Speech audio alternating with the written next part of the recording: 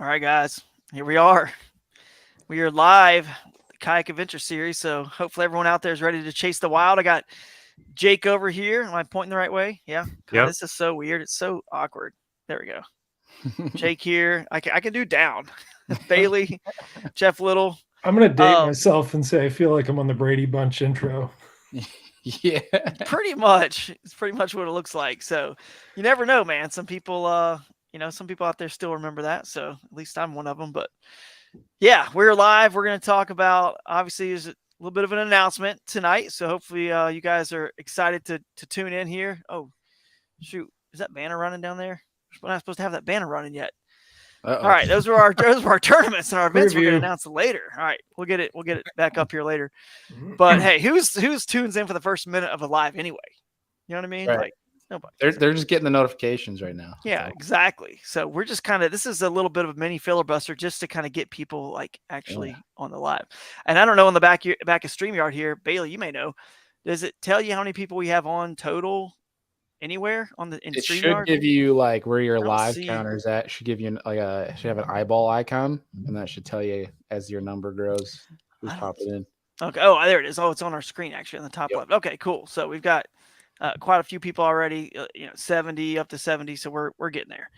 But yeah, we'll get it going because this is obviously going to be kept, forever. It'll be saved and people can go back and watch it whenever they feel like it. So we want to respect everyone's time and just get to going. If you fellas, each one of you guys want to keep in touch with those comments and let's answer some questions. We got some folks already in there. Look at that. We got Van Tyne, Christine, and my wife's on. There we go. What's up upstairs?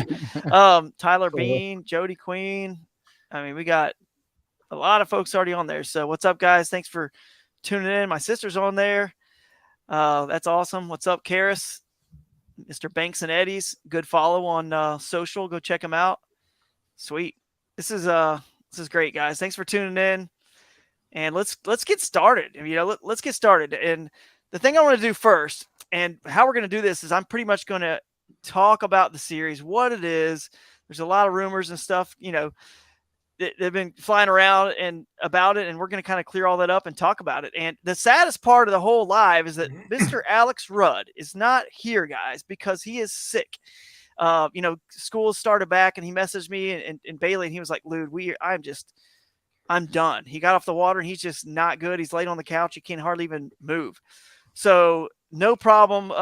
Alex, we'll do a live. He wanted to do a live stream with me talking about this at a later date once we've done this one. So I'm going to get on with Mr. Alex Rudd Fishing and do that with him at a separate time. But more importantly, Alex, we wish you the best, man. We love you and we hope you feel better and look forward to putting on this adventure series with you some. And, can't wait, bud. Yeah, it doesn't take much. It takes a lot to shut up Alex, so it must be pretty bad. Yeah, no doubt. We'll poke fun at him while he's not here. No doubt, we will. Exactly. Hey, that's all a little bit more of talk time for each of us. It all gets spread around because listen, I know I'm going to be speaking most of the time anyway because I kind of this is kind of my baby, and you guys have consulted with a lot of you guys that are on this and others out there that are watching. I appreciate everyone I've talked to about this and gotten your opinions. It's really been a very crowdsourced thing, even though, kind of all the concepts are sort of my baby. And so I'm going to go over and just talk about it, with you guys and you guys chime in, Jake, Jeff, Bailey. If you guys don't know, by the way, I'll just go around the horn. So Jake is, Illinois Yakin on Instagram and YouTube and Facebook. Where are you? Twitter, not Twitter, TikTok. That's your main platforms is Instagram and TikTok. And you are technically, sort of a quote executive producer kind of role with the Kayak Adventure Series. We'll get into more and people will figure out kind of what that means later. But you want to say hey to anybody or tell them a little bit about yourself before we get going? Sure. I mean, I actually fish a lot in Missouri. So like I do a lot of Ozark fishing. So I do like the nitty gritty, like kayak dragging style of fishing. And I think Drew kind of saw that, and that's probably why we connected so well. And I fish out of a shoalie too, so small world. Nice. But yeah, I mean, I primarily just focus on making content. I have like 15 years of like content production experience. Via social, I've probably edited like at this point in my life like 2,000 different videos for various mediums. So a huge background in this stuff.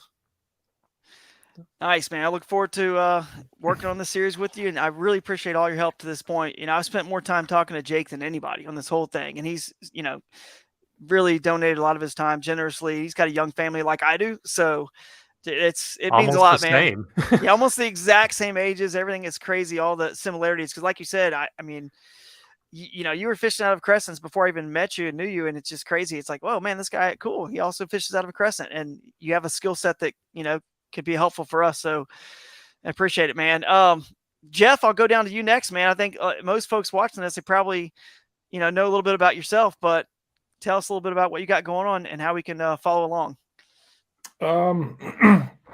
Sales manager for Torquedo. The YouTube channel's a little stuff. It's a whole lot of river smallmouth content. So,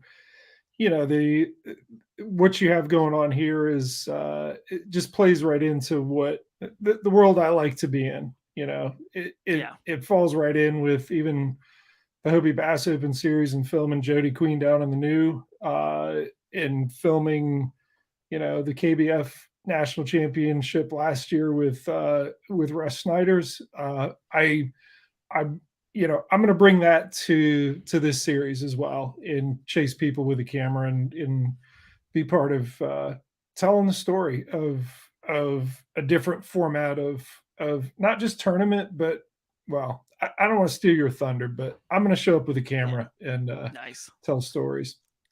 Nice, man. You're really good at that, and definitely a good follow on all things social on YouTube. So, speaking of social on YouTube, this guy is making waves fast, impressively fast on all of his platforms. Bailey Egbert, tell us a little bit about what you got going on, man. Just main deal, obviously, kayak fishing, and on the side we got Serious Angler podcast that's running hard and strong. So we cover everything fishing. That's one of the reasons, or one of the ways we met and got to where we're at now. So it's fun, man. I'm excited to dive into this tonight. Pretty exciting stuff for the sport. Yeah, for sure. For sure. Well, you guys check out, the Serious Angler podcast. It is definitely one of my favorites. And I love the fact that what you guys do there is cover, like you said, a little bit of everything in the sport. I mean, it's bass boat, it's kayak, it's, biologists, it's everything in between. I mean, it's everything about the sport as a whole, including something like this. So it's pretty cool. And all right, now that we have made the introductions, we will get going. And also the Paddle and Fin crew, they're on here. We're streaming to their channels too. So I wanted to thank Brian Schiller for that. He's not on, but he got us connected, wanted us to stream over there as well. And we certainly wanted to. So thank you for that. And yeah, let's get going. So what we're going to do is first, I'm going to explain and tell a little story. And this person has no idea I'm about to talk about them, a couple of the people here, but every year, and I think how there's like expos, guys, in the middle of the winter, all the fishing expos. Okay, so I go to this Columbus Fishing Expo. I get invited every year by Dustin Hoy, Raccoon Creek Outfitters, and Mark from Loveland Canoe and Kayak. Hey, come on down. I live in Ohio now, right? Northeast Ohio. So it's close and it's the winter. So why not? I go down and they get us a room and hotel. I mean, the guys are great. Dustin and the whole team over there. We're all, everyone was there. Loveland Canoe and Kayak guys, the Raccoon Creek Outfitters guys. When I say guys, the pro staff and the team that are staffing the booths at the Columbus Fishing Expo. And we're having a good time at this hotel. We just ordered some pizzas. We're playing pool. I mean, it's just, Robert Weiker's there. Ken Morris is there. I want to say, everybody that a lot of the folks you guys know associated with me, we're just having a good time. And all of a sudden, having drinks, having pizza, this guy, one of my friends from a while back and got into kayak fishing early on, and you'll see kind of how and why, comes up to me, and his name is Reed Carpenter. And you guys may know Reed, works for Venom Lures, does a lot of good stuff, and he's on Raccoon Creek Outfitters pro staff, right?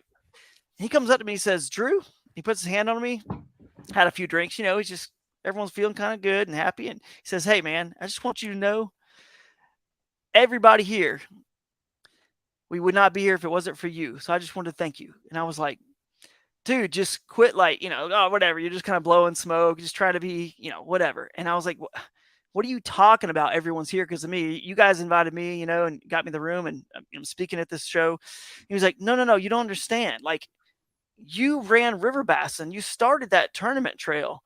And Dustin Hoy, who we all work for as pro staff at Raccoon Creek, went to that event and wasn't really big into kayaking or kayak fishing, was like, let me see what this is about. And he was in some cheapo kayak and he fished it and he fell in love with it. He was like, this is incredible.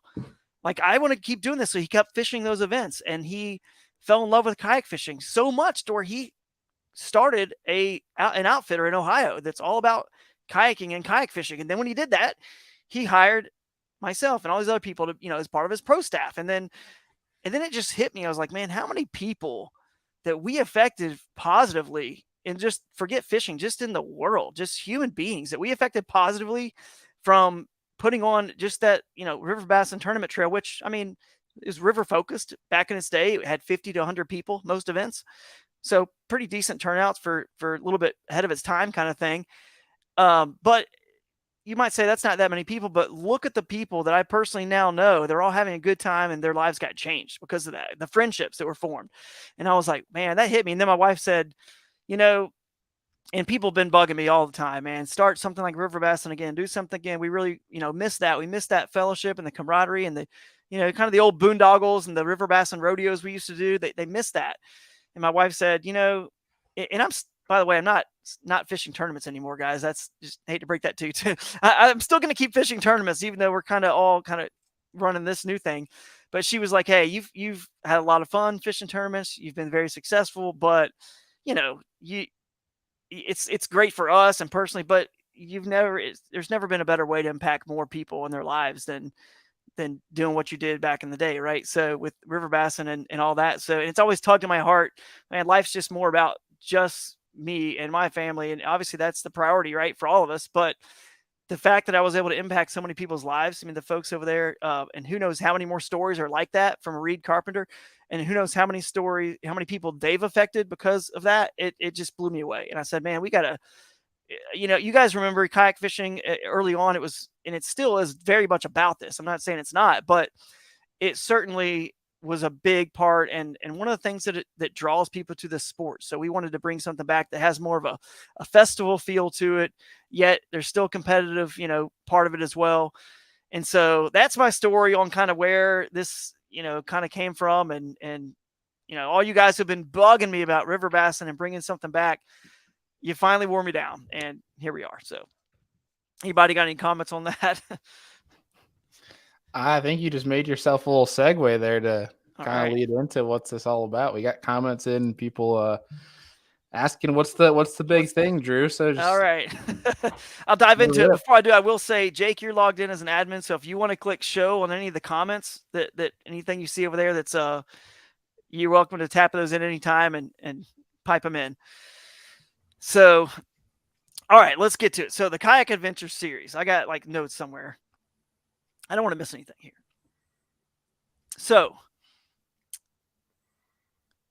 I'm going to kind of just briefly talk about, it's a unique format and it's going to be a day and a half of fishing. So it's a very interesting format. It's a day and a half of format. I'm going to walk you guys through an entire weekend of what a tournament, festival, whatever you want to kind of call it. It's a combination, how it works. That way I don't miss anything. So we're going to walk through the weekend, but it's Friday and Saturday. That's the format. Friday and Saturday. You say, well, why in the world are you going to do a tournament that start, a half a day on Friday and Saturday? Well, it's for a few reasons, but just so you know, we're going to fish at 3 p.m. on Fridays, 3 to 7. So we did this. It's kind of unique and different because you're going to get more fishing than just one day, right? But if you do 2 days and you do it Saturday and Sunday, unfortunately, a lot of folks are gone and they're headed home to work, right? On Sunday, they got to leave. They got to get home for work on Monday. So not a lot of people are there cheering on their friends and, who are cashing checks and, in the money, if you will. And we wanted to not just do one single day because it's like, man, you travel so far away to adventure in these cool parts of the country and cool places we're taking everyone. And one day is just not, it doesn't feel like quite enough, so we wanted to somehow get a little bit of extra fishing in there. So that's why we're doing this 3 o'clock to 7 on Friday. And then the other reason is we wanted to have a twist of an afternoon evening bite. and it gets a weekday and afternoon evening bite, which is a different strategy, and it also hopefully is less, hopefully less local traffic because it's a Friday. But it's just kind of different because it's a 4-hour window. So let's say you got a float on a river or something you were planning on doing that would a long run on a lake. It would take a long time. You can't do that on your Friday. So it's a whole unique, different like set of strategy on that Friday of fishing. So it's cool having that. And then Saturdays all day. But the main big reason is, again, I'm trying to find ways for people to get together, to create relationships, bond, fellowship, their families to meet each other, their wives, their kids, or whatever. Like everyone kind of come together. So we needed to end on Saturday so that everyone is still there on Saturday at the awards for our big celebration, festival, after party, you name it, which we'll get into later. But backing up before that, again, I'm kind of trying to start, going Thursday, Friday, Saturday, backing up before Friday's fishing even starts. That allows us to have an opening ceremony celebration on Thursday. And some of you guys might say, well, man, like I got to take off, Friday and whatever. But we figured that most people are at tournaments, whether it's a, regional tournament or national or whatever, most people are there already on Thursday night because they want at least one day to pre-fish on Friday. So in this case, it wouldn't be to pre-fish per se, but because the tournament starts on Friday at 3, so you cannot pre-fish before 3. But at least they're already there and they can be part of the festivities, on the opening ceremonies, which opening ceremonies and closing ceremonies are very similar.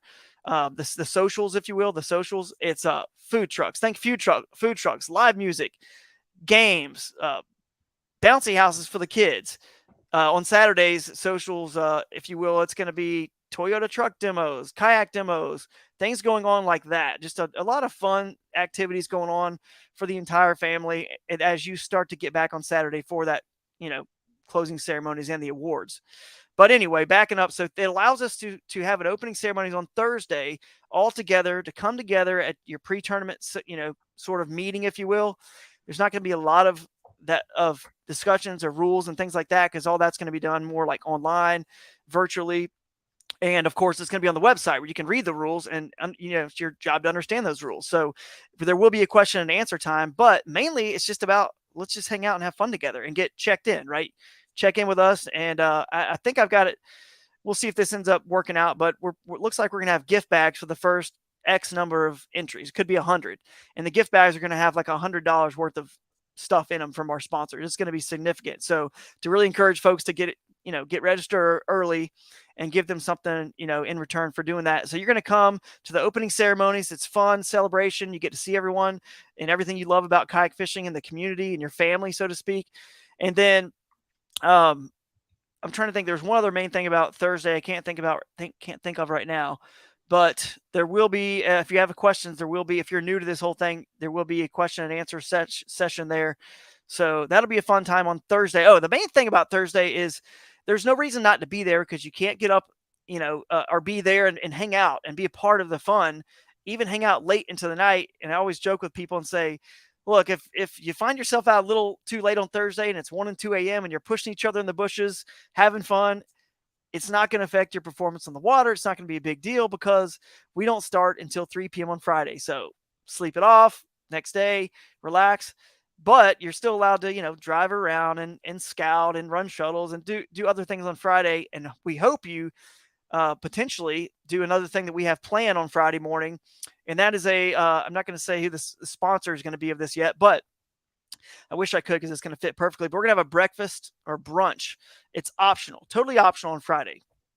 So if you want to come together with everybody at a specific restaurant or venue where we're going to have these brunches or breakfasts from 10 to 12, you can show up, and guess what's going to happen there?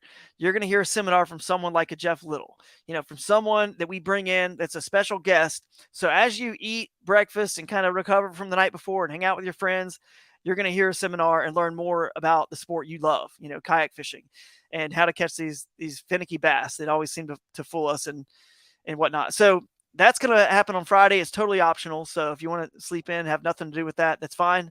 There's a lot of rigging. I know tournaments, there's a lot of stuff to do. So you don't have to come to that if you don't want to. But we are going to encourage you to bring your rods and reels if you want and spool up. You can do stuff during the seminars, no big deal. And that'll probably end at noon. So you still have 3 more hours until you have to be on the water when that ends. Then you're on the water 3 to 7, like I talked about. And then the next day on Saturday is nothing really happens on, Friday night other than we'll go live and kind of recap what's going on, which is probably a good time to mention that it's a 5 fish limit for both days. So 5 fish over both Friday and Saturday. So no need to save fish and no need to stress if you thought an area was good on Friday, you go to the spot you thought was good, based on your pre-fishing. And let's say it gets blown out or flooded or something happens and it's not good, or you just caught one good fish there in practice and it fooled you. It's not good. It gives you a chance to recover and just make a better decision on day 2 on Saturday and just recover. So, a lot of folks out there might feel like, man, I have a hard time catching 5 fish in a tournament. It's tough. I'm new to this. It's not, it's just challenging for me. So this gives everybody out there an extra 4 hours to do that. So that's the kind of the positive on it. And you never have to save fish. Just keep fishing hard constantly. Now, somebody could certainly win the whole thing and just blow it out just in the 4 hours on Friday, but that's no different than somebody winning a tournament or blowing it out in the first hour or 2. And we see on the Tourney-X leaderboard, oh, this one's over, so that's just going to happen in any tournament. That could potentially happen. But I just think it really is nice for beginners to have a chance to recover. Someone who just, not even beginners, I mean, anybody who's even a seasoned angler makes mistakes and they just make the wrong decision. But the other cool thing, and I'll tell a story about my buddy Robert Weicker. He was fishing a KBF tournament earlier this year with me in Florida, and he pre-fished on Friday on a lake he'd never fished before to see what it was like for the tournament. He had another spot he already thought was going to be good. He catches a 10-pounder.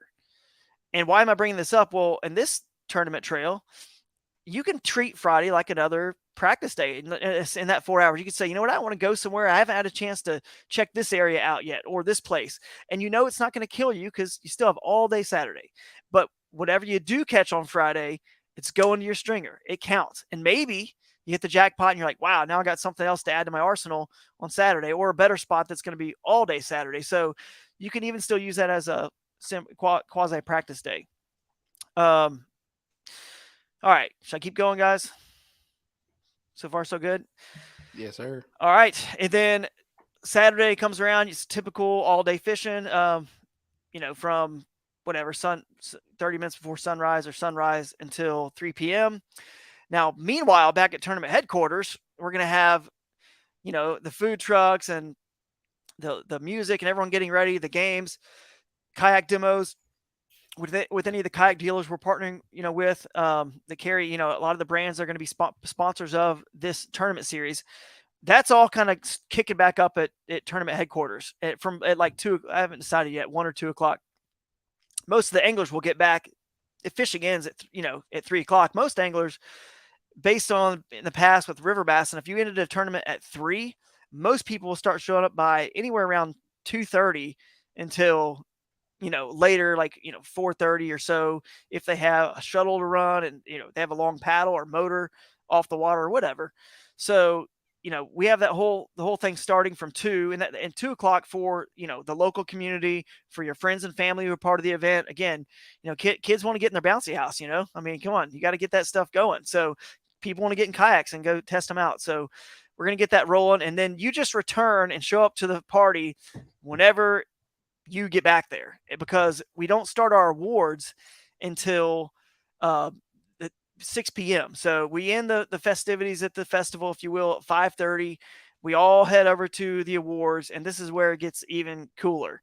The awards are going to be held in these historic sort of downtown theaters that all of our, local communities, the small, medium-sized cities we're going to have. The cool ones with the marquee and the lights, and it's just kind of unique and renovated for that cool downtown that maybe has some nice restaurants here, a brewery over here.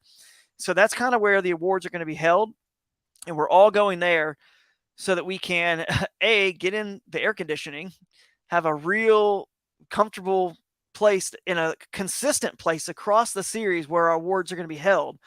And also, it's cool because you guys are going to get to be on some pretty cool stages, some pretty cool historic theaters with some interesting architecture and lighting, and just it's going to be really cool for the winner and the winners plural, when they hold those trophies up, because it's just a cool stage and a cool place to be, and everyone's going to be in there packed, and of course they allow food and drinks, so you're going to be just having a good time, and the party's just going to keep rolling.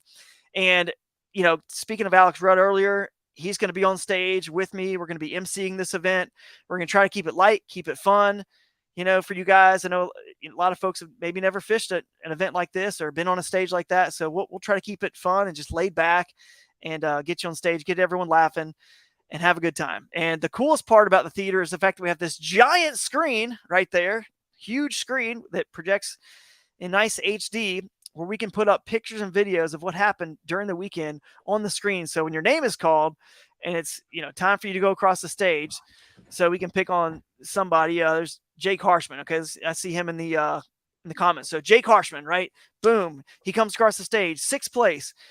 We have a picture and or video of at least one of his big catches of the weekend there.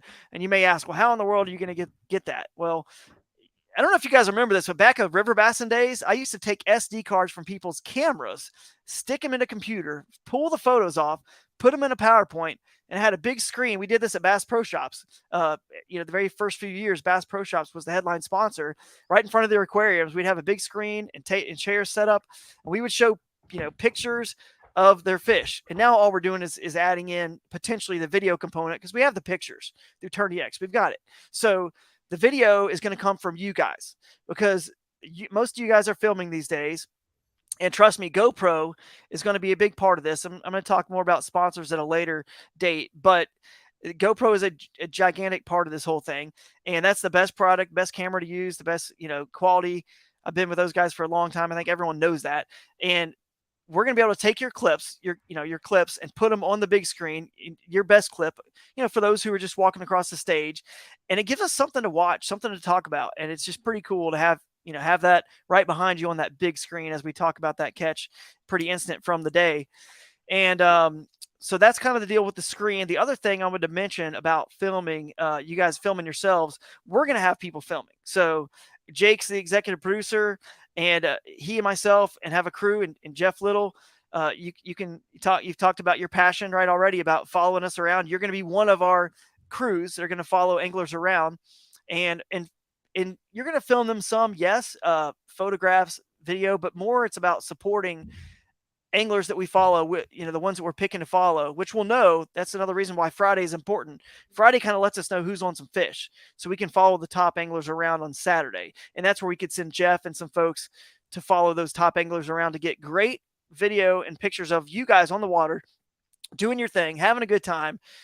And then we'll be able to take all the footage from my crew, all of our guys, and also your video.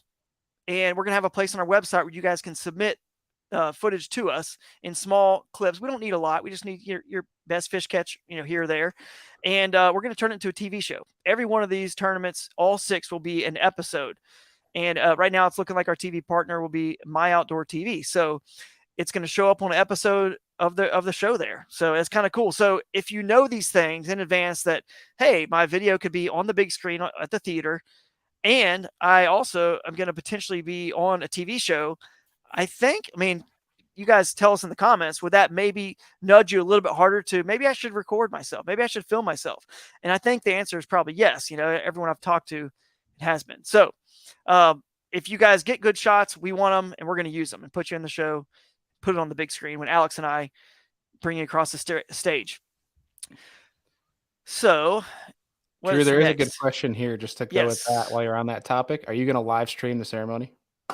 We are going to live stream the ceremony, and that's another good time to thank Brian Schiller from Paddle and Fin. Sounds like he's going to be at several of these, if not, or most of them. And of course, Jake, between he and Jake and a few others we're working with, we are going to have the audio visual dialed, and we're going to be able to have a mic that works, for the theater, that you guys in the theater can hear, and then also a mic that's working to go to the live stream. So we're going to attempt to live stream it. And the cool thing about the live stream is using StreamYard like we're using right now, we're going to be able to pull in the same videos we were able to show on the big screen. Someone watching it's not just going to see a video of the theater and then the screen, and it's a glare and it's hard to see what's actually being shown on the screen. It's going to, of course, cut to your screen that you're watching from home to the actual video of that person catching that fish as we're watching it on the screen behind us, if that makes sense. So it's pretty cool. We'll see how all that plays out. So again, this is a super preliminary, the very first sort of introduction of this whole thing. So we'll see how that all plays out. But that is the plan. And trust me, if we can put a man on the moon, I'm pretty sure we can make that happen. So, any other questions that you guys think I should hit now? Oh, there's Reed. Look at Reed's in here, man. Thank you, Reed, for talking to me that day and telling me how much it's impacted your life, man. That's pretty cool. It definitely has impacted mine as well. I think every one of us could agree. Kayak fishing has impacted us all positively. And man, to be able to keep that and bottle that up inside of us and keep it for ourselves would just be wrong. So we want to share this with the masses and help everyone have a good time at these events. You guys can all connect. Let's see. All right, well, I'll keep moving if yeah. If we, I think you're doing well. You let's got Brandon Hua in the chat saying he's going to move out east. So I say you're on a good roll. Hey, maybe we'll get out west, Brandon. Maybe we'll get out west. It seems like everybody hosted me on his home water, the Columbia River, and what an amazing it's awesome fishery that was. It is. We Jameson and I were out there and for his TV show, and like I remember sitting in the mouth of one of the backwaters, and inside of like, I don't know, 45 minutes, it was, a mid-90s total, and it was just flushing out. But it's incredible. He's Brandon Waz is a stick, and hope he does come east and participate in this. Yeah, come take I got to hang with them at ICAST. A very positive, the kind of people that I think are going to be attracted to this series. A very positive person, and I'd love to get out west one day. It's probably not a spoiler because I think people probably realize that when you first start a tournament series for bass, probably not going to start originally out west. We got to get a foundation, but we want to get out there and make something happen. I was talking to Amanda Brandon about just the other day, like, man, she's out there now, and there's a lot of opportunities out there. And this is probably a good time because someone has made a comment about love to see, what was that? I think you guys just put that comment up there, some sleeper rivers. Yeah. But the premise on this whole series, guys, is it's Kayak Adventure Series. It's all about exploring and adventuring. And the reason I got into kayak fishing, why I fell in love with it, I know it's why Jeff got into it. It's just it's like, I don't know, just that adventure and exploration. That's kind of where we're going, to new places where you can adventure and explore. But this is something we don't have to get into fully now. But as terms of a rule set, looking at Bailey over here, Bailey loves to do that too, but he loves to explore in a little bit different way, in open water, more offshore, in a lake with electronics. And that's like, so many people love that part of fishing. That's a different game in itself, to use the electronics to find the fish. So we're going to allow, rivers and lakes are going to be in play at all of our stops. And just so everyone watching, stick around. We're going to tell you everywhere we're going, except for the championship, on this podcast tonight. So you're going to know where we're going.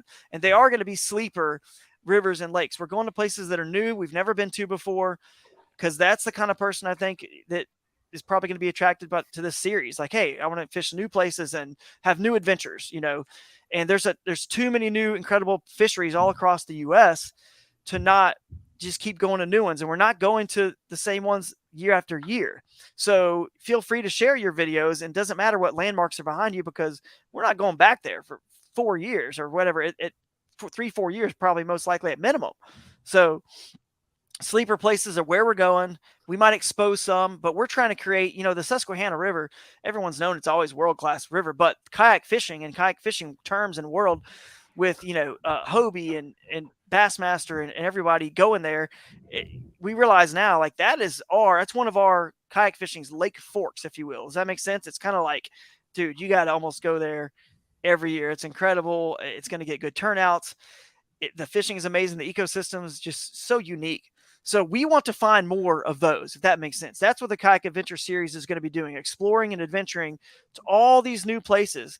And we're going to create this playing field for you. In other words, we may not go to a place that has one lake that's 15 or 20,000 acres. We're talking about going to places that have multiple lakes that are anything from a small, horsepower or just paddle power only lake in the area, just to, bigger size ones too that are 10, 15, 12,000 acres. But, some of our events you're going to see have multiple lakes and bounds, and like many up to like 7 or 8 or 9. And you just get to choose which one, you can fish. It's no different than the Harris chain or the Kissimmee chain. You got to pick which lake to pre-fish. You can't fish them all, where to go.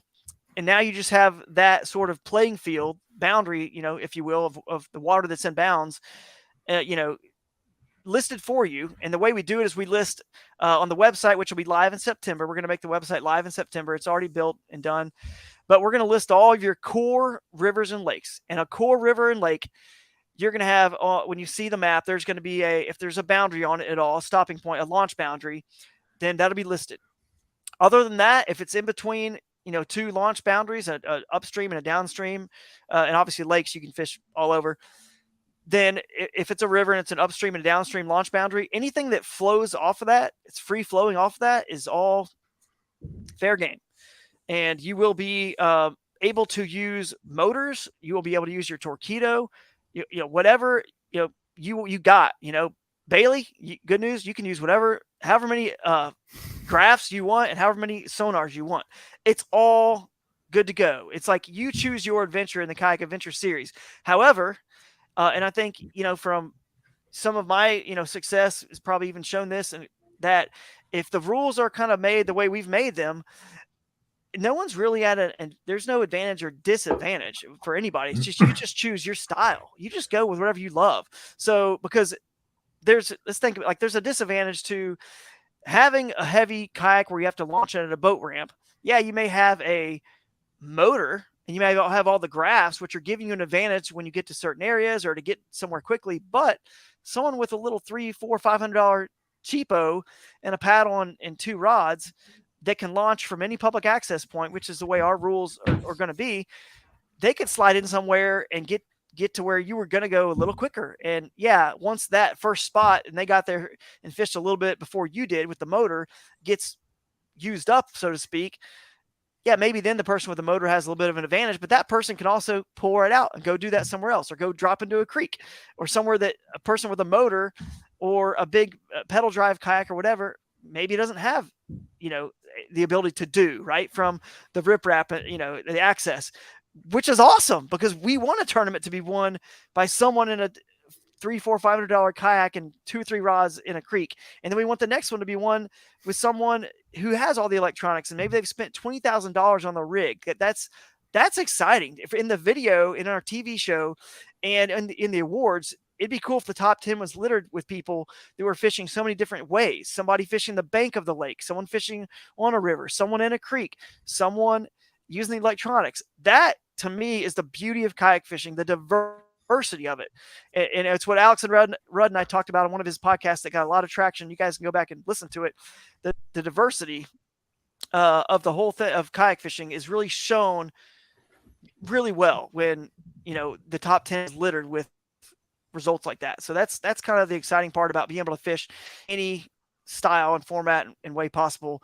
I know people out there, some people were thinking, oh man, we don't want to, I wish motors weren't around or involved, but man, the way these things are built these days, I've got a Torqeedo, and dude, you could get to almost anywhere in those things. And it's pretty darn cool and fun and exciting. And it helps you catch more fish. A lot of times it does, and bigger fish. So not always, because like I said, I really didn't use a motor with all the success I had, like really ever, any of the events, never, or a fish finder. So it's just kind of cool that we can open it up like that. And everyone has a chance to use it if they want to use it or not. So that's your choice, your preference. Equal opportunity. Yes, there goes Steve Baker just said equal opportunity. Yes. Let's go. So I was kind of getting to something else and kind of sidebarred, but on where it was. It's hard to put this all in concisely here in the right order. So let's talk about the rules and the format. Okay, there's going to be in the division. So there's going to be a 2-man team division. So back with River Bassin, I did a 2-man team division, and that's one of the things people love the most about it.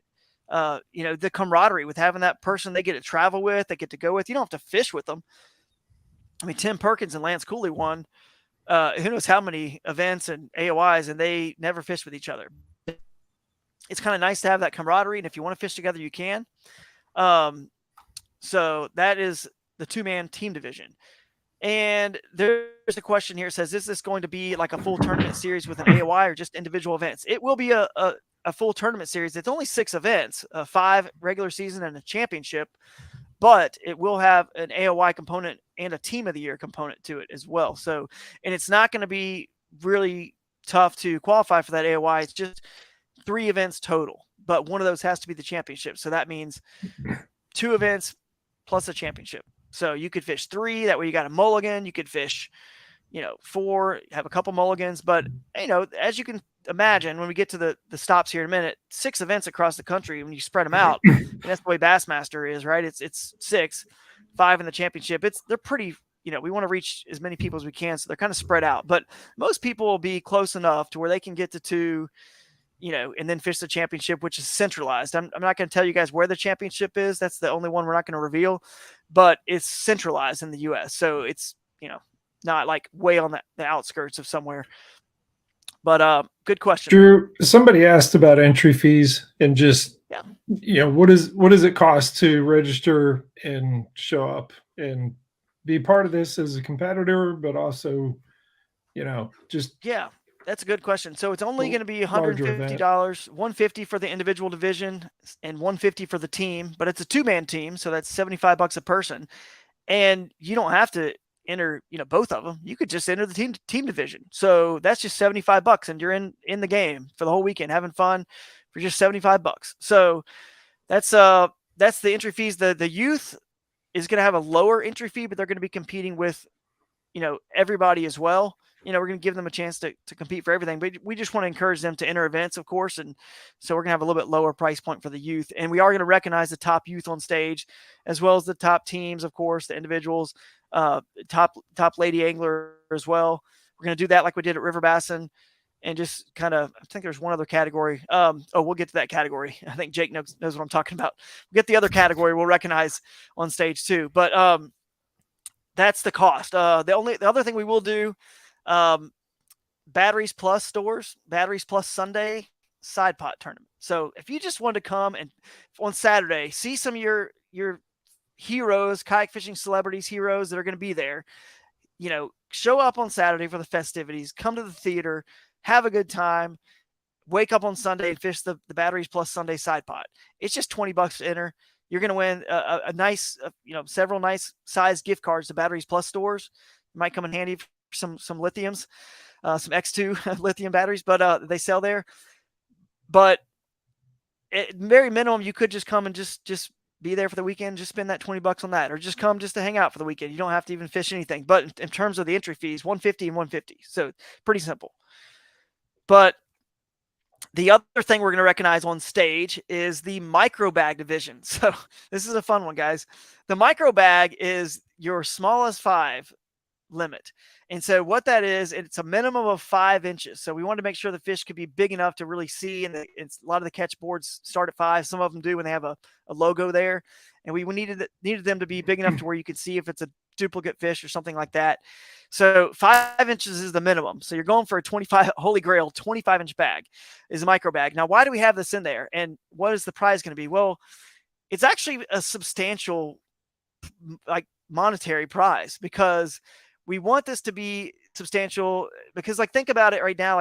If you travel so far, you've put in all the time, money, effort, lodging, everything to make this happen. And sometimes we just have bad days in the water. Things just don't go our way.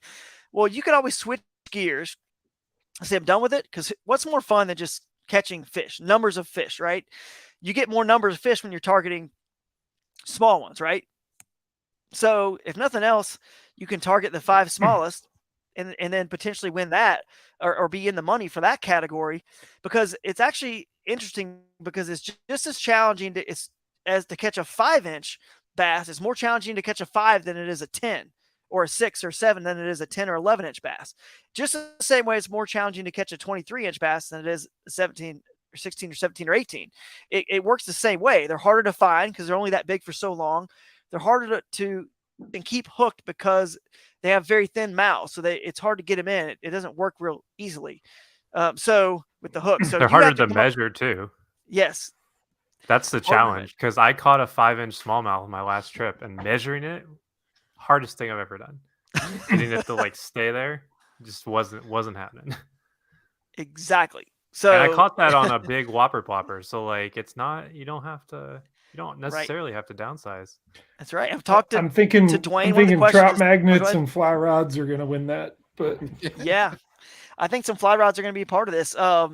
And somebody did ask you Tourney X for fishing cows. We're going to use Tourney X, and I talked to Dwayne, and he's going to have he thinks he can do it, no problem. Just have different leaderboards down the Tourney X, and you're going to see, individual, team, your best 10 fish for the team division, and then your, youth, micro bag, and all that. So the only difference is, and we don't have to get into all the detailed rules about this, but people are probably already thinking this, like we're going to round up for micro bag, not down. So for your measuring your fish, you cannot try to make your fish, smaller and pull that tail and all, do whatever you're trying to do. We're going to round up. So just lay it on there and just have fun, because you're going to at least catch more fish targeting small fish and get that heart pounding feeling of you're in a tournament, it could matter, for a little bit of money you could win. And it's going to be crazy to see someone's YouTube video or GoPro footage in the big screen, or they share it on social media, and they're like just fist pumping, going nuts when they flip a little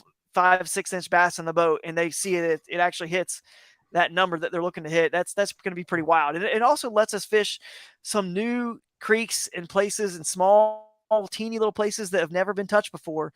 And who knows how many people out there are going to be targeting that category, because you could also win both.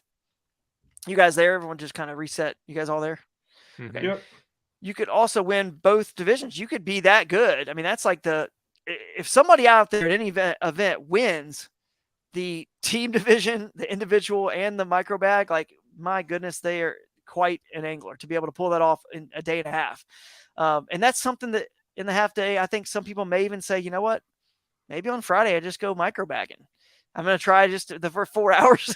Are you coining that term, micro bagging? I guess I just did. I don't know. I'm going to go micro bagging on Friday. And if I happen to catch a big fish, and that's going to happen too, someone's going to try to go micro bag and think they're out of the tournament, and they're going to be throwing some little bug or something, and they're going to hook it to a 19. And then all of a sudden they're like, oh wait, I'm back in the game on the other side. So now what I do, it's just creating fun out of this whole thing. That's all the micro bag is. And I just hate it when they get to a tournament. Unfortunately, things don't go their way. And next thing you know, they're trunk slamming in the middle of the day or before the tournament's even over. And they're just like, I'm done. It's over. It's a 2-day tournament, and they're gone and they're back home. And we just want to give them another category to be able to still be in the game and be a part of something fun, and then have them be able to come back, because it's just Saturday when the tournament ends, be able to come back to some good food, to some friends they probably need to see, to laugh a little bit about what went wrong when they had a bad day. There's no better way to kind of get that off your mind than to come hang out, come into a theater, and just have fun with this whole thing. So anyway, somebody else asked a question too. I wanted to touch on it.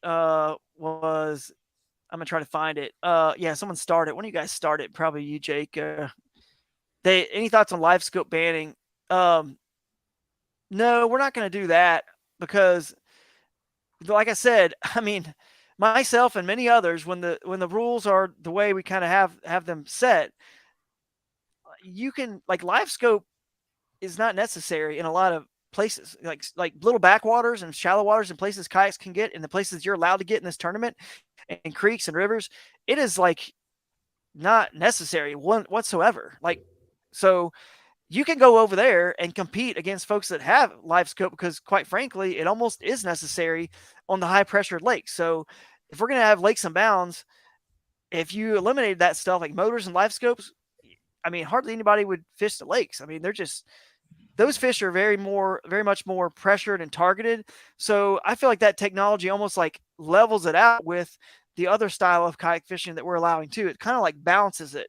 And quite frankly, the ones who are the best at the electronics and the live scoping, and the ones that are the best at the wild waters kind of stuff, and they're going to each have a chance to win. Whoever just has the best day and executes has kind of, they're right neck and neck. You know what I mean? But I think if you take that away from them, to compete against other bass boats on lakes and other people that'll be out there on a Friday and Saturday, I mean, and to fight the wind and everything, man, it's a motor is nice, but to be able to have that little teeny kayak to put in at little coves and bounce around in that lake and pack up, in your truck and move to little spots and backwaters, that's the advantage of that little boat too. So I think if you have it set up the way we do, and I think we have it set up right, it can all play, and you just choose your style. So, well, you're not going to win the micro bag with live all right, scope let's either. get on.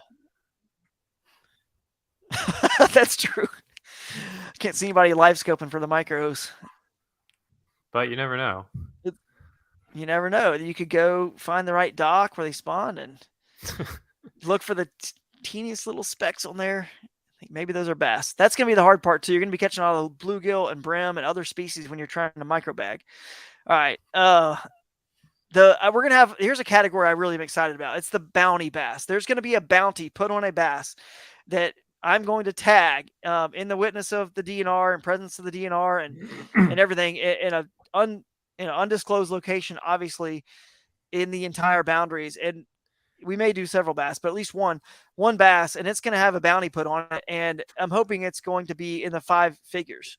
And you will have to be recording and film it from cast to catch to get the 5 figures. If you catch it and you weren't filming it from cast to catch, you're still going to win, well over $1,000. We're going to put some amount on that fish, but there's a bounty on a bass, if not multiple bass. Again, I hope someone at some point, catches it, and we, have to pay out a hefty sum to somebody to just got lucky and won a ton of money just on catching one, lucky fish. So that'll be kind of fun. That's another way to just kind of keep you out there, keep you fishing. So, now here's something cool. There's going to be a kayak manufacturer sponsor for every tournament stop. That's the way it's looking now. Well, we just had New Canoe was the latest one to come on board and say, man, we're excited about this. We're going to, we're all in. So for example, at one event, we're going to raffle off a New Canoe. And every event that's headline sponsored by that kayak manufacturer, we're going to raffle off a kayak. So it doesn't go to the winner, but we're raffling it off for pediatric cancer. That's our charity and our cause for this first year. And that's, if Alex Rudd was here, and I'm sure we'll talk about it on his podcast, it's definitely a cause that's near and dear to his heart. So we're going to give to, I think it's the Punt Foundation. We're going to give to them through this and that raffling of that kayak. And that's kind of what that's going to be for. But I'm excited that a different kayak manufacturer, because we want to highlight as many, kayak manufacturers, and we're welcoming all of them, any of them to come, be a sponsor as possible, because, we want to make this just as welcoming to everybody, so, and of course, if we can raise money for cancer, that's even better. And I remember our little daughter, Sophia, she was in the NICU, and we just passed by all these little babies every day visiting her, and just some of them didn't have anyone there really, visiting them, and they just were so helpless. And I was like, man, I wish I could just hold every one of these little babies, dude. Like, and I was, anyway, just love on them, and that kind of tugged at my heart. And then when I found out the whole pediatric cancer and what the Punt Foundation does and gets funding and gets, finances to, let's say that the parent might have to leave work or whatever because their child has cancer, and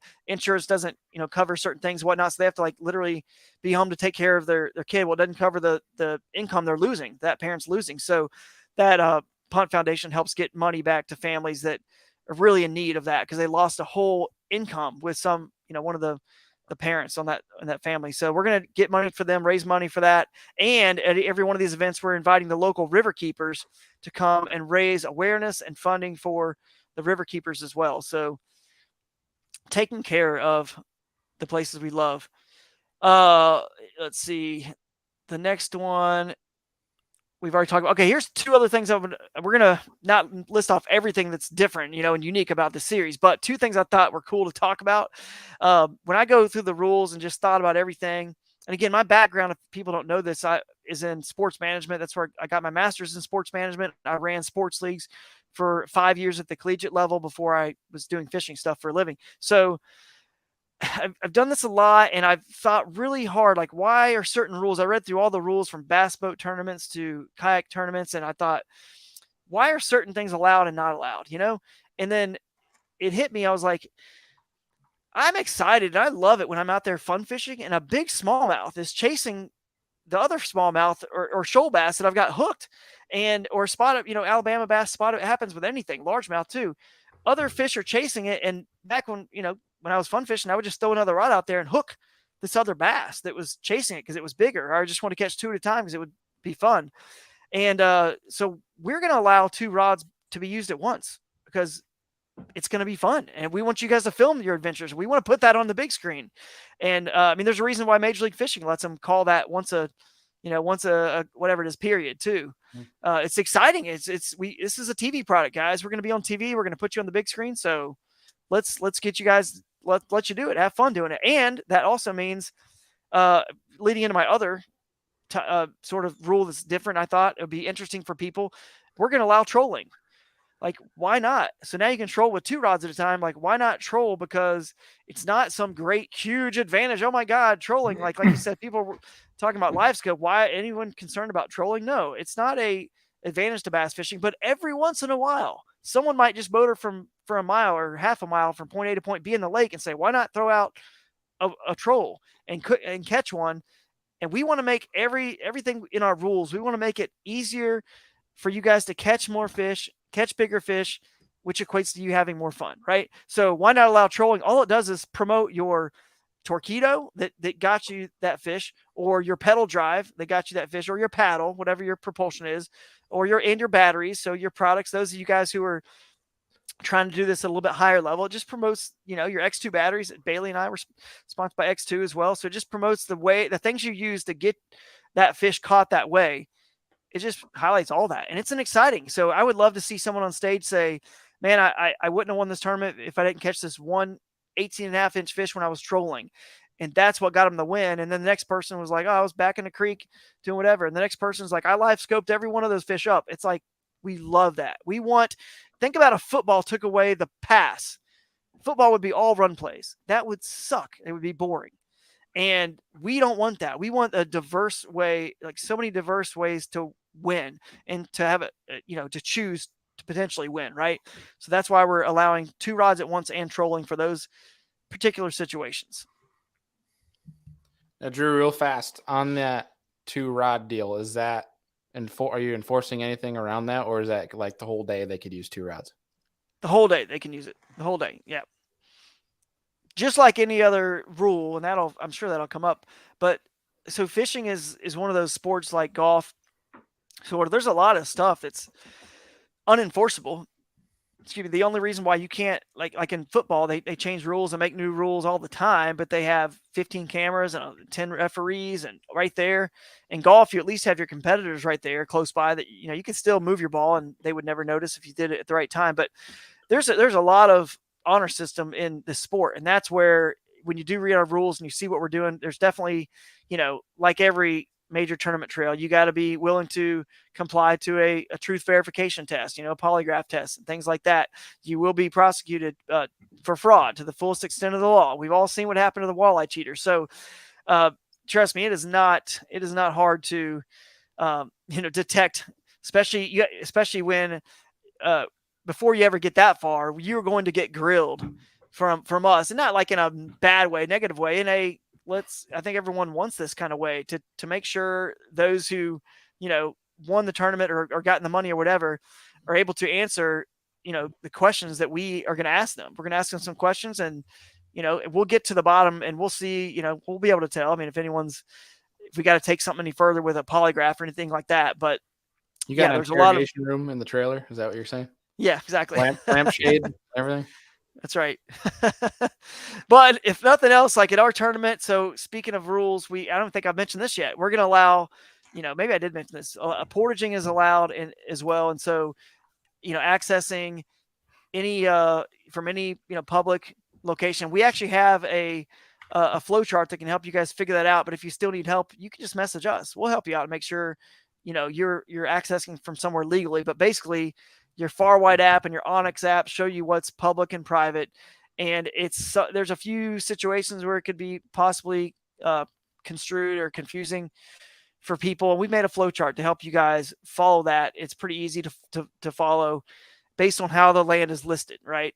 So you guys can learn about that more later in another video. But anyway, we'll make sure, everybody's on the up and up, and we take it very serious because this is still a tournament. There's still, money being won and prizes and things like that. So take that part very serious. And honestly, the fact that you can get out and portage and you can do 2 rods and all this other stuff, launch from wherever, it actually is much less gray area than ever because, back in football, when you tackled somebody low or you horse collar tackled, when there wasn't a rule against that, could they have broken the rules? Could they have been thrown a flag? Nope. The more stuff you put in, the more ways people can break rules or cheat. You know what I'm saying? So, and there's more in that point. Then there's, especially in our sport, there's no referees there. There's not even our competitors right there a lot of the time. So you actually, when you open things up like this, there's actually less gray area because if you see somebody from far away getting out of their kayak, you don't have to worry about it. They can do that in our tournament. No big deal. You see somebody with a second rod, see somebody trolling or questioning, maybe they were trolling. No worries. It's all good.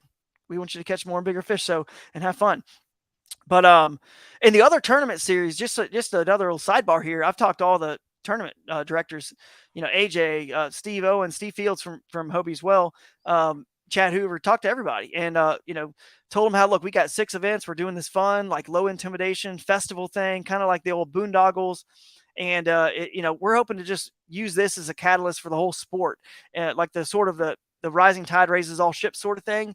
That's not just, whatever lip server. That's true. Like, I really feel like this could bring a lot of people in together, especially with all we're doing with charity, the different sort of fun stuff we're having, the seminars, and bring people into the sport, kind of like that example of Reed earlier with Dustin Hoy coming to the river basin. And you know what? We only require you to fish 3 of ours, 2 in a championship. That is plenty of weekends. We want you to go out and fish your Bassmaster, Hobie, KBF, and fish your regional stuff and local stuff. And by the way, local clubs, Josh Booth at Moyak is already scheduled an event to be a joint event right on top of our event at the same time, because I reached out to him already. And anybody that's local, when you see these stops, when we talk about where we're going to be here soon, and when you see them, reach out to us. We want to help grow what you're doing locally, give you a moment on stage to talk about your local club on the theater stage. I've invited, AJ and Steve and Chad and Steve again, but and everybody, hey, if you guys get an off weekend and you're close by, the same way I'm still going to fish the big national stuff that I love to fish. Come over and fish one, have fun. We'll give you a moment on stage to talk about what you guys have going on to help grow those trails and series as well, and to be just a catalyst for everybody. And again, but going back to the rules, like those series that I love and I fish because like you, kind of, Bailey, man, we take it serious and we love that highest level of competition, and they are like the elite series, like the BPT, the Major League Fishing. Those series are at the highest level, and they have rules the way they have rules for the reasons that they have, and that is awesome. But not everybody wants to fish at that level, like Bailey and I might do. So this is kind of like for the others who want a different, just variety, something different out there to fish. And maybe the idea is that they'll work themselves. Maybe they fall in love with the sport and they work themselves up to those. And I'm sure some anglers that fish those are going to fish some of these. That's just inevitable. Whether it's close by or, a new place they've never been to that's exciting and it's an off weekend or whatever. And that's just going to happen too. That's fine. We welcome everybody, because once you start getting hundreds of people spending $150 on an individual and $150 on team, yeah, you're gonna give away a lot of money to some folks for sure, and raise a lot of money for some good causes. So I think it's going to certainly be attractive to some folks that are looking solely at the monetary part of it and payback. So anyway, let's see. And we're going to get into these. The only thing I'm going to mention is the next thing before we just tell the locations is we're going to have some pretty big boundaries. We're going to let people go. Basically, it's an hour away from our tournament headquarters, which isn't that far, right? I mean, really that bad from a driving standpoint. But why in the world are we including so many river and creek miles and all the different lakes in the area? Well, it's for a few reasons. One, I mean, raise your hand if you like to fish alone? Like, you like being alone when you're fishing, especially in a tournament, or is it frustrating when people are all around you? Well, the bigger the boundaries, the better the odds of that happening, that everyone's going to find their own little thing. And two, man, if we have 2, 3, 4, 500 people in these tournaments, which we fully, expect and believe we can have, then it'll handle all those anglers and still give you a chance to like be isolated or a little bit, alone, and have enough fish where it, it all works out, and if it doesn't, you just go microbagging. But the next thing is we're going to be back in like a few years. So if we come back in 3-4 years, you guys had a good time, you love that area and all those waters. If the boundaries are so big, like you're between pre-fishing and the tournament day and a half, you're never going to be able to fish all that water. And now it's exciting to you to come back because you get to explore new water inside those boundaries you haven't fished yet. Or you can still go back and fish your history, but it's just new stuff you get to go explore.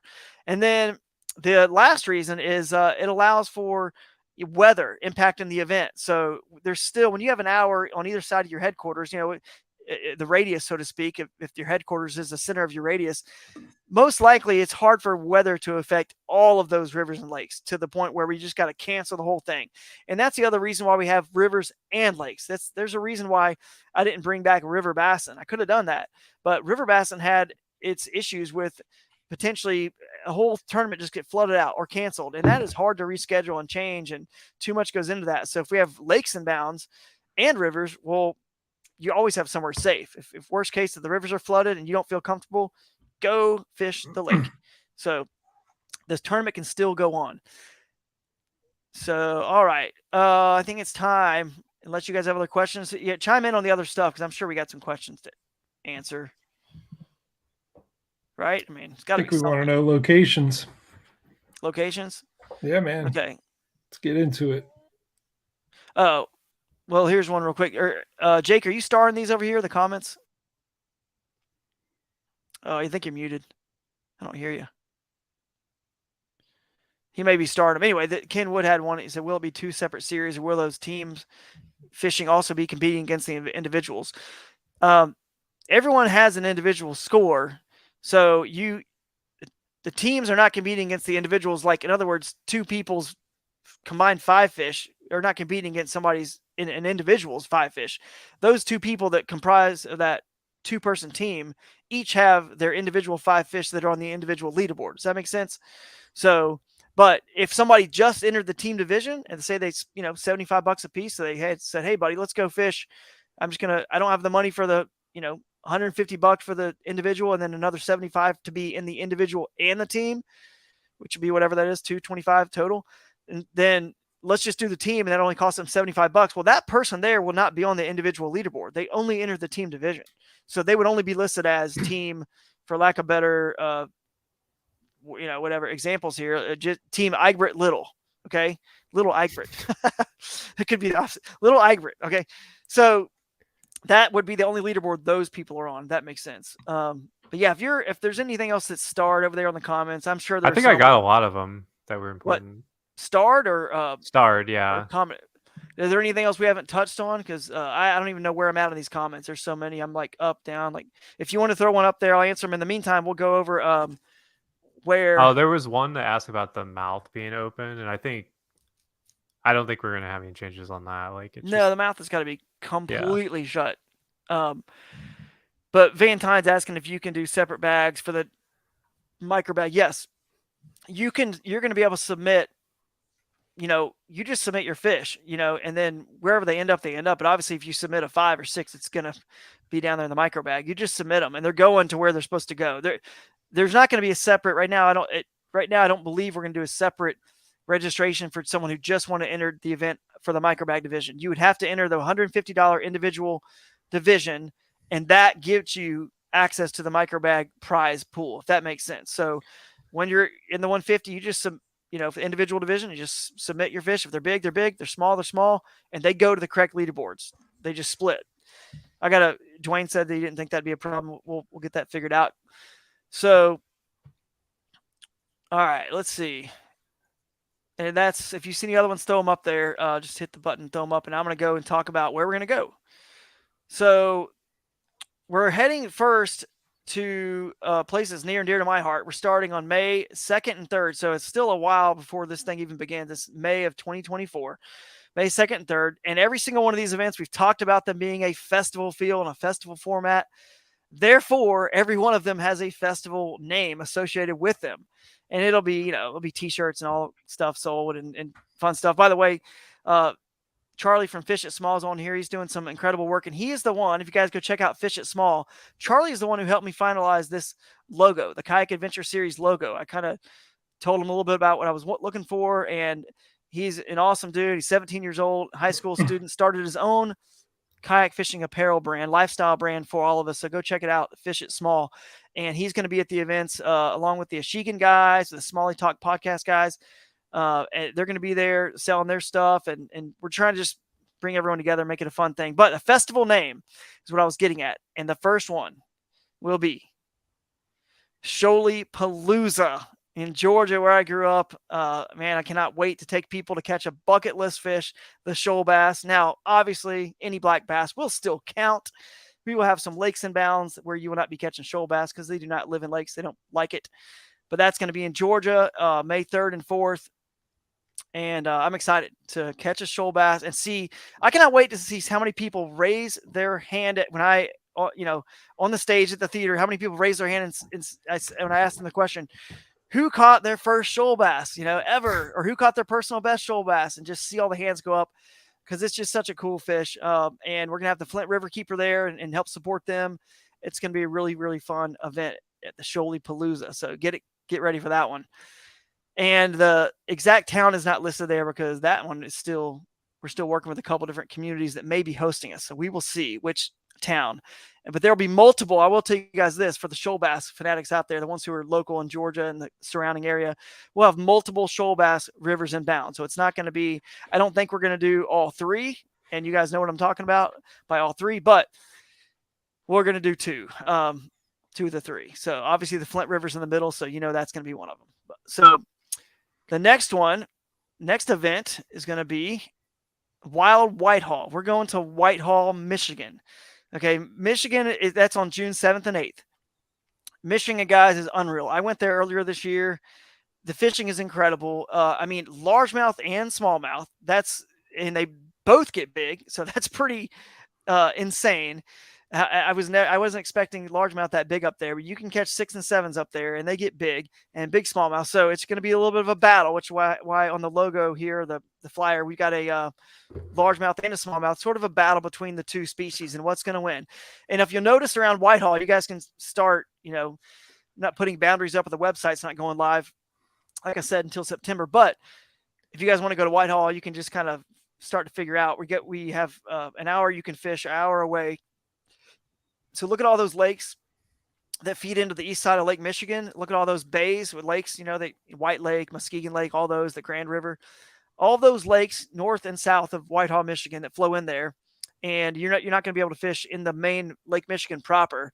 It's pretty dangerous out there, especially on that side of that lake. So, but all those lakes that are right there before the shipping canal into the main lake and all the way upstream into all the rivers and creeks in the area that feed those are the rivers we're going to be fishing. You're, again, Grand River, White, Muskegon, all those. There's other ones north as well inbound. So that's exciting. And you're going to catch a lot of fish. That's why we're going to places. You're going to catch a ton of fish, like a ton of fish during pre-fishing and the tournament, because there's just northern fisheries just have the numbers. Living up here now and following the, Bailey shaking his head like he gets it, like Cayuga and all the Finger Lakes near you. The northern fisheries, look at any Bassmaster tournament. The guys love to go north. And then when you go north in the summer, it's hot down south anyway. Let's get cooler weather, fish that just feed up constantly. So any comments on some north stuff there, Bailey?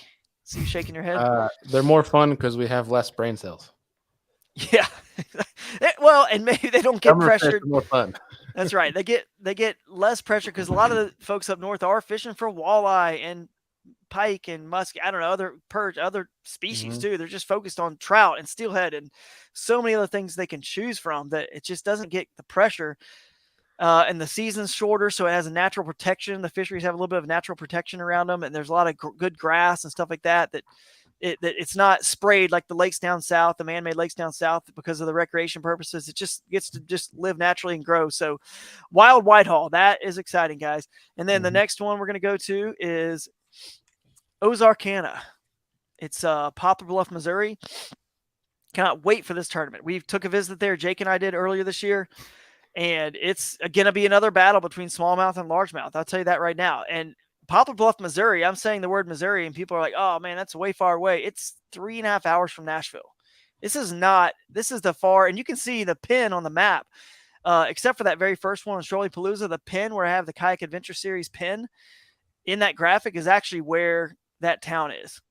A little sneaky there. Anyway, that's actually where the town is. So that's kind of where it is in Missouri. It's not far at all from most everybody. It's kind of in a lot of this Maine bass fishing central area. So it's not too bad for being whatever in the central U.S. at all. So that's going to be fun.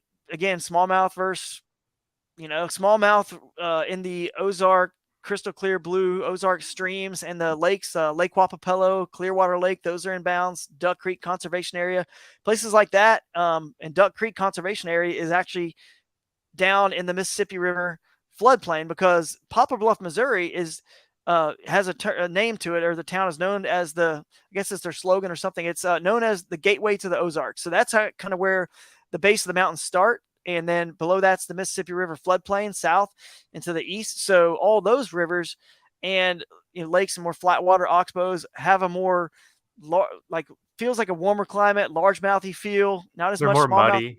Yeah, more murky. Yeah, spotted bass, stuff like that. So that's going to be like, pick your poison. Do I want to go to Ozark, river or creek, or lake, or do I want to go to more of the floodplain, river, creek, or lake? And that can just depend. You could be frogging. Someone could be throwing at pads frogging in Duck Creek Conservation Area, and somebody else could be, using the stealthiest little stuff in Clearwater, trying to, finesse some fish to eat, So it's crazy the differences you can have there. And again, all three species are going to play. Your spotted bass, your smallmouth, and especially the spotted bass in the microbag division. Yeah. I mean, there's some really big in the St. Francis, which is in bounds. There's some big spotted bass in there. I caught almost 19 back in June. So wow, getting the and juice. It's an actual spotted bass, like a Kentucky spotted bass, not an Alabama. That's right. So that's the Current River is the farthest to the west. You got Current, you got the St. Francis, the Black.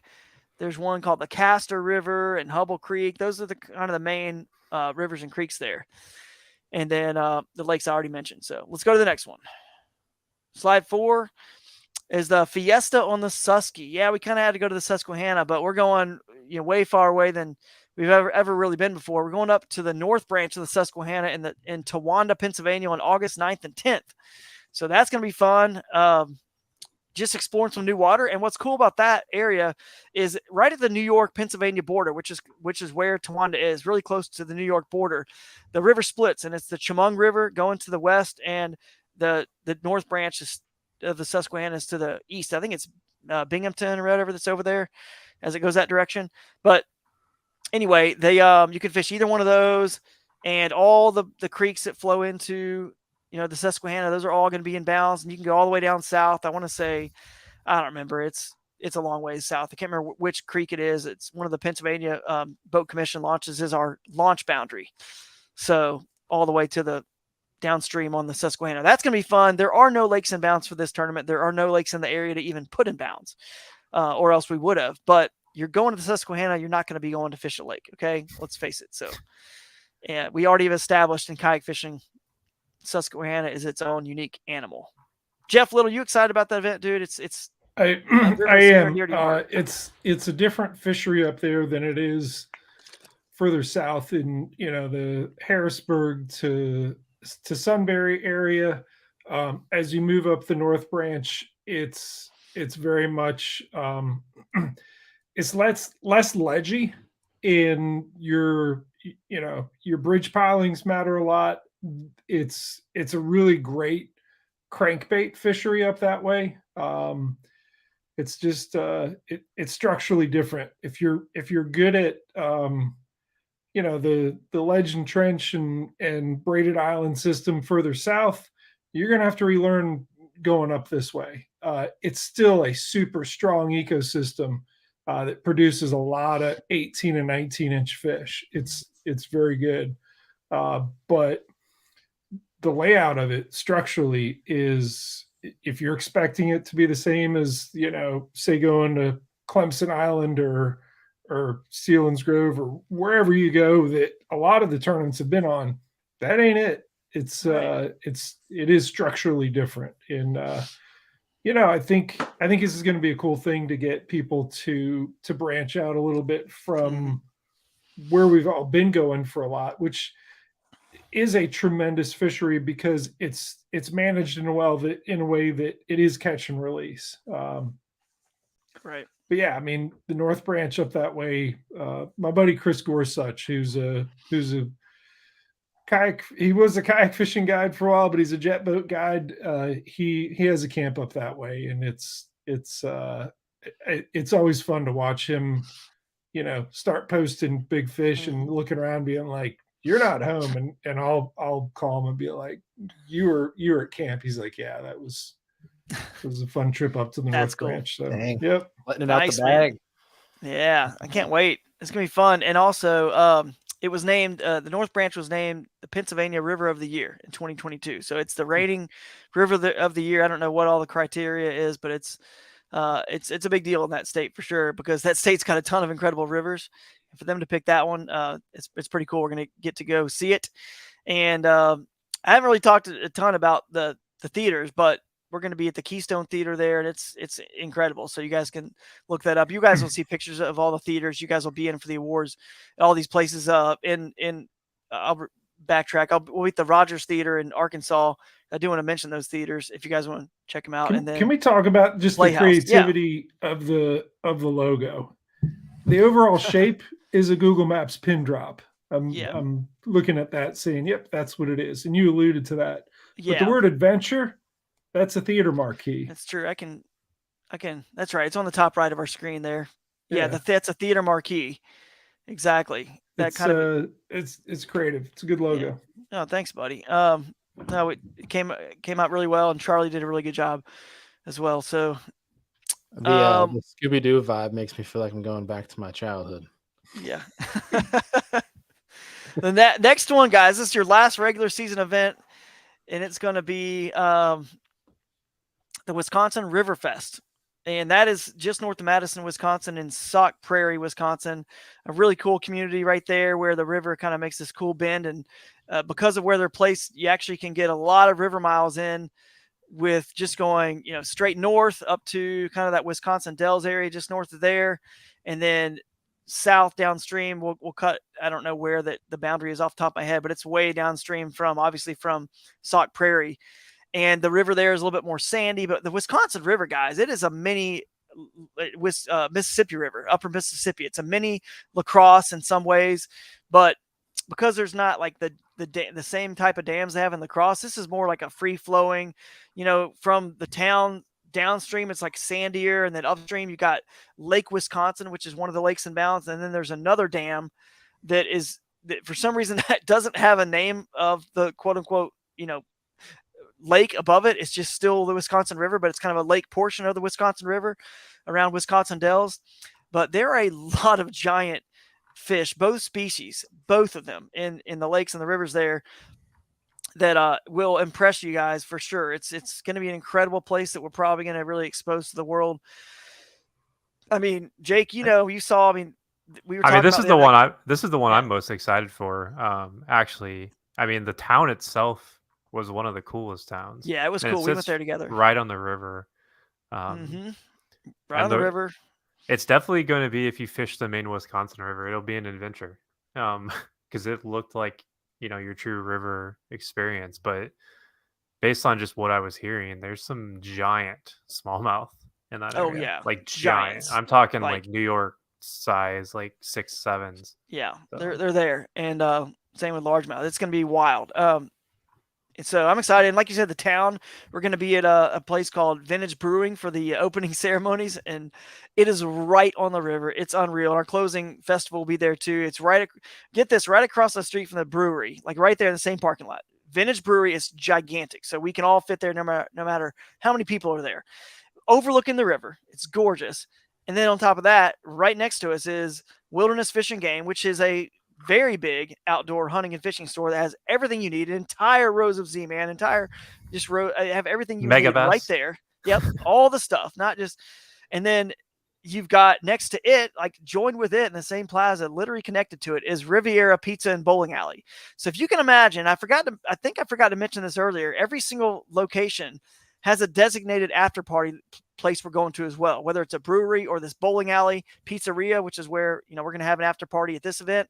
So, the party's going to keep going. And remember, it's Saturday night. We're ending, so there's no reason to get back, and you can drive home on Sunday. Let's go celebrate. Let's go party, have some fun, and make some memories off the water as much as we do on the water this series. So that's what I'm excited about for that Wisconsin River Fest. Is that, it's just right on the river. The kayak demos, the Toyota demos, it's all going to be just kids playing. It's just going to be fun, man. I can't wait. So that is, I have one more slide to show you guys, and then that'll wrap up. I'm not going to say where the championship is because it's still actually between two locations, but it will be centralized, and we will announce right now the name of what our championship event is going to be called. And when I say championship, you do not have to qualify to fish this event. This is an open championship event, and we've come up with a name. We're going to call it sort of like the Bassmaster has a classic, and Major League Fishing's got their red crest. So we're going to have one that plays on this festival theme and feel. And I can just see somebody in 10 years saying to somebody else, remember at Broodstock 1 when we were laughing up until 2, 3 in the morning and whatever happened, just telling stories about the original Broodstock. So Broodstock is the name. Obviously, if you guys are fishermen, you may have heard that term before, where they spawn the largest bass that they shock up together to create the biggest bass possible when they restock.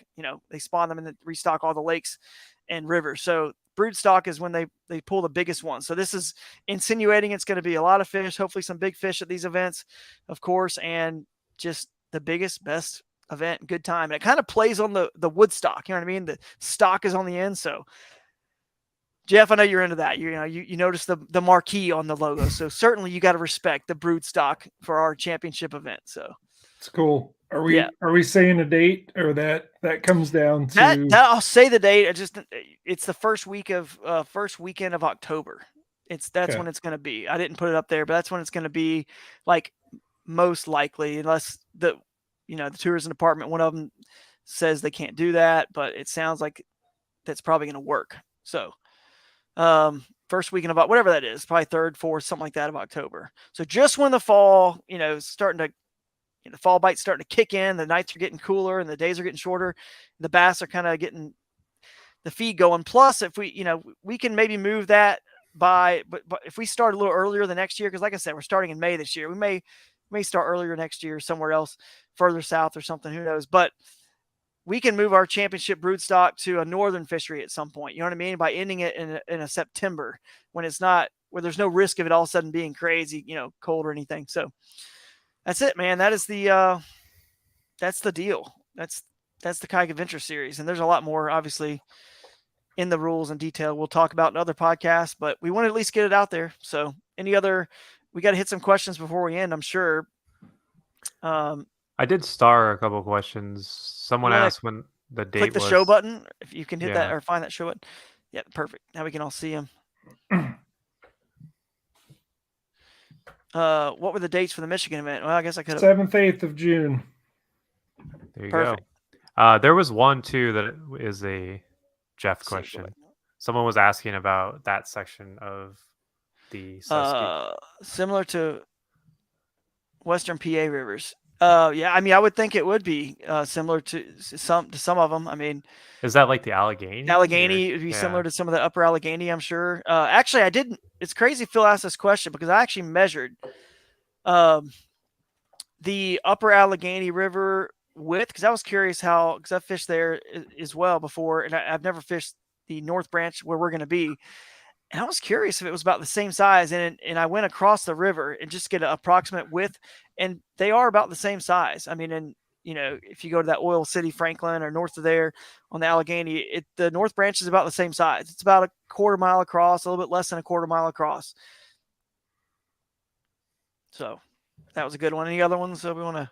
Yeah, there's quite a few. So like someone asked about the public waters as feeder creeks, but feeder creeks are in play. I mean, they're part of It's the all in watershed. play. If there's a dam and it's a dam that's just spilling over, running the river, we will mark it if we do not want you to go up above that dam. But if it's just a river low head dam, go above it, fish above it, below it, whatever. It's a creek or river, a tributary feeding into it. Think about it like a trunk of a tree.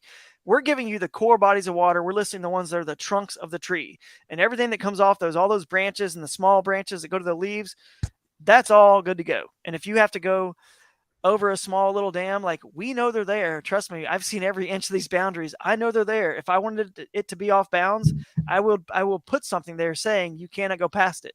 There, that way you guys all know, ooh, there's nothing saying I can't go up above this dam. I mean, and if it's a big, what's that? I was going to say, you'll run into a lot of these in the Ozark rivers, especially the low water dams, but a lot of them will have portage areas where it's actually like marked like portage area. Right. And you won't, yeah, I mean, you can go up if you're going up or down, but sometimes you could just go under them if the water is on them. Yeah, if it's just like a little bridge or something.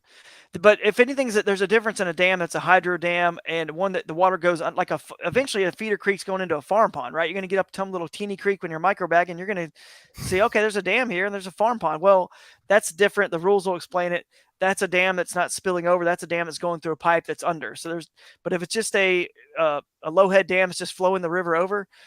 If it's a big enough to have a quote unquote lake name above it, and it's that big, it'll be listed as a core body of water, just so everyone knows.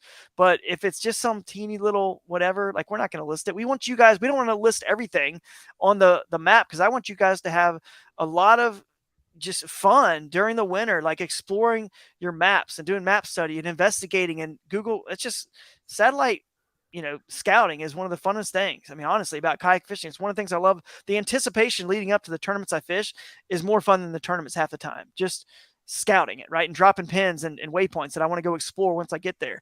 We want you guys to figure that out. That's why we only want to list the main core trunks, right? The core bodies of water. And then you guys find the little sneaky stuff if you want to go find it where it is off those trunks. And the reason why we didn't do a radius is kind of because we didn't want, then it gets weird. Like, well, is this little pond over here public at this park, or is this public? Is this just all public water? We didn't want to do that, because then it gets a little bit dicey with things like that. So we wanted to tell you guys, here's your core bodies of water. Go run with it. So, all right, let's see. What's the next one you want me to answer, or let's talk about? So someone asked about the micro bag and normal bag counting towards the same limit, and the answer to that is obviously yes, but you probably don't want that. Yeah. I think I answered that one too. I think it was Ryan Van Tyne. So, and then someone asked about like the Wisconsin, is it Sauk City or Prairie to Sauk? But it's both. Yeah, it's the same. We actually found out that they're both those communities are considered Sauk Prairie. Like, together they're called Sauk Prairie. If you look on Google Maps, it'll come up Sauk Prairie, but it'll also come up the other two there, Sauk City and Prairie to Sauk. So, but we'll be there, and that's exciting. So anything else we got to hit before? I know you guys, we've gone a long time. So I'm scrolling back up just to make sure we didn't miss it. What about any other closing comments for you guys? We'll start wrapping it up. And Bailey, Jeff. No, just can we kick someone off a podcast? Because Jake Harshman's a troublemaker. Yeah. I haven't been paying attention, so I don't know what he's doing. Yeah. I saw that comment about the eyebrow. I did see that. That was funny. No, man, I'm really excited for it. I really like the implementation of day and a half and obviously 2 different days on the calendar week that it's your best 5. So I think that's going to make for some interesting strategy from a tournament standpoint. For people that maybe aren't on numbers but are on size that can budget, another few hours in their day to try to swing one more. But I think it's going to create for some cool strategy amongst tournament anglers for this one. It's also something where if you miss Friday, it doesn't necessarily mean that you know, can't win, because like you could not make Friday and then like make it to Saturday and you could win. Like Right. let's say If you like can't even you fish Friday, can't, yeah, you can't make that. I mean, it would feel bad, obviously, but like if you absolutely wanted to be there and you could only make Saturday, like you still get a full day to fish. So yeah, that's true. I do like that fact that you can just. I think someone's going to do that. Some tournament, someone's going to win just Saturday because maybe they couldn't make Friday, and we are going to allow people. Speaking of that, we are going to allow, and I've thought about this long and hard. I think we're just going to try it because it's been well received, and I've mentioned it to people in the past. But we are going to let people. We're going to limit the pre-fishing to four days in the 2 weeks prior leading up to the tournament, and I don't want to get into all the details about that now. Like, oh, how are you going to enforce that, whatever. But I mean, you can't enforce any of the pre-fishing limitations we've had in any tournaments. So just don't worry about that. But the reason I'm doing that is because we want to encourage those folks that you get to pick which 4 days within the 2 weeks. So if you're working, you got kids and family and all this stuff going on in life and busy, and we're trying to make sure everyone has a solid chance to win. And the anglers that are already the best in the world, the PKAs, if you want to, if you ever heard that term, professional kayak angler, that have potentially have some more time to be on the water and pre-fish, they're already better, even if they just had 3 days. You know what I mean? Then you give them more, it just increases, their chances, right? So what we want to do is limit it so there's at least some sort of leveling. So maybe you only get 2 days or 3 days to pre-fish or 1 day, whatever. At least somebody else only has an extra day or two than you know what I mean? And then by allowing it to be the 4 days leading up to the event, within 2 weeks of the event, you can pick 4 days to fish. Well, now that opens up everyone's schedule. Let's say you live 2 hours away, 3 hours away. You can go fish Friday and Saturday, Saturday and Sunday, the weekend that pre-fishing window opens, to pick 4 days. You can fish Saturday and Sunday, go back to work, make it home, never miss it, have to take a day off of work, go again the next Saturday and Sunday, and then just roll in right there and fish on Friday, and you never didn't even take off any days of work except for that one Friday. And potentially, because you live that close, an hour, 2, 3 hours away, you didn't even have to take off a day of work really on Friday. You could have just rolled in right with a half day or something off of work and rolled in and on the water and fish. So that's the reason why we're doing that. Just want to kind of level it a little bit so that everyone kind of has a fair shot. If you are someone that has the time to do it, a lot of people are going to roll into town and fish Monday, Tuesday, Wednesday, Thursday, and that's going to be their 4 days.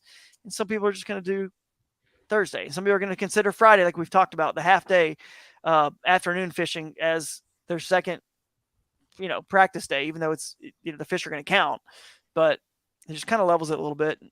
So we'll talk more about that in other podcasts and stuff as well. So, all right.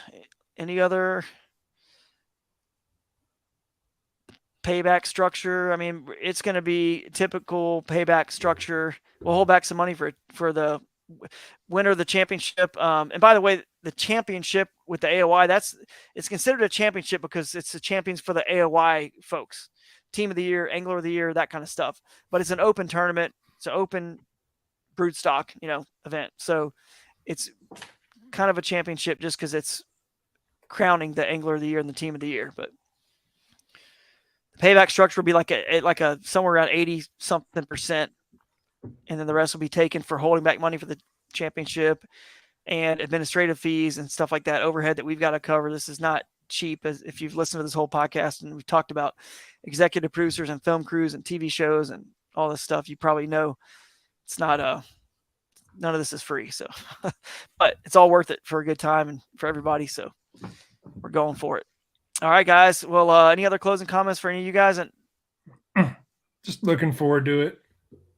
Yeah, it's gonna be a fun time. I think the in particular the seminars is going to be a huge value to people that just come and attend and maybe want to learn. Hey, I want to improve my my scouting game, or I want to improve my paddling skills in whitewater, or whatever it is. Like, I think we're going to do some things that are that really help educate people that might, say, "Oh, I'm not a river angler." Like I hear that and I'm like, why not? And I think it's because of all the things that they feel they don't know. And I will say this much: there is a movement, and this is related but not. The American Canoe Association is starting to certify instructors with an kayak angler certification. I know Fletch Griffin, he was on this. He just certified. He's an ACA, kayak fishing instructor. So is Chuck Earls and Jameson Redding. So the skill set and the formality of educating, a lot of these moving water specific kayak fishing skills is critical. I did it for 10 years as an ACA instructor. It's finally coming around again. I think ACA came back to kayak fishing on kayak fishing's terms, and it's there's Russell Johnson. He actually certified way back when as well. So, but that education component, I think, is something that's going to provide a lot of value to people that are, that just want to learn, want to learn more than just compete. This is way bigger than competition. It's community and education and just fun, and I think that's that's the core of it. It's fun. Yeah, no doubt, man. I'm excited about the seminars for sure. We got the venues to pull it off, and there's a lot of reasons to come be a part of the weekend, not just to win X number of dollars and money and compete. So that's what we're looking forward to bringing the whole family. That's exciting. People can make memories and just have fun and laugh together. And that's what life's about. Is more of this is more important than anything else. So it's just we're just lucky we get to do the fishing and all that stuff, and have our cake and eat it too. So I'm excited. All right, guys. Well, Jake, any last comments? Are you good or? No, I think think we've said all there is to say. I answered a lot of questions. So. Yeah, or I said all there is to say. Sorry, I had to kind of obviously explain it all since I kind of created it. But thank you guys for consulting me on it, and everyone I've talked to that's listening and watching. Really appreciate you guys, and we'll I guess see you on the next one, and you'll learn more now. Just follow along on the Instagram. We actually just started the Kayak Adventure Series YouTube, and I tried to connect it to go live there. Not that it matters because no one's subscribed yet, but it takes 24 hours to for them to let you do it live. So tomorrow at 11 a.m. will be when we're allowed to go live on that channel. So it is up. You can subscribe to that channel. You can subscribe or follow along on Instagram. And Jake, you made a Facebook page, so that's cool. You could go follow us on Facebook. And then I'm sure we're going to go on a whole car wash, if you will, of podcasts. Alex Relica says going to have me on. We'll do some Paddle and Fin. We'll go on the Catch podcast. Anything I'm going on in the future, we're going to talk about this, I'm sure, a large majority of the time. So excited. Thank you guys for tuning in, everyone who followed along and is still here at this point.